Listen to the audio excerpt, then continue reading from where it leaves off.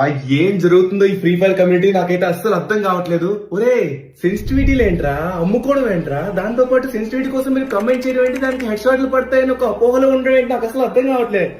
Sensitivity ఎందుకు వాడతారో తెలుసా?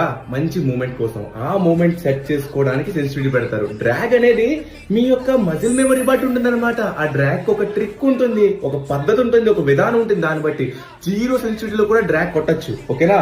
But అలానే జీరో పెట్టుకోమని కాదు, మినిమం మీకు కావాల్సిన హై సెన్సిటివిటీ పెట్టుకోండి.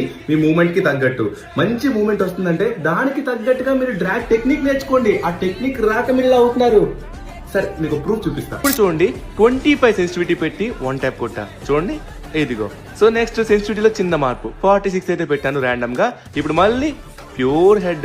నెక్స్ట్ మళ్ళీ సెన్సిటివిటీ మారుస్తున్నా, 81 పెట్టా, మళ్ళీ హెడ్ షాట్. సో మళ్ళీ దీంట్లో మార్పు చేస్తున్నా, 124 పెట్టా, మళ్ళీ హెడ్ షాట్. దీన్ని బట్టి మీకు అర్థమైంది ఏంటి?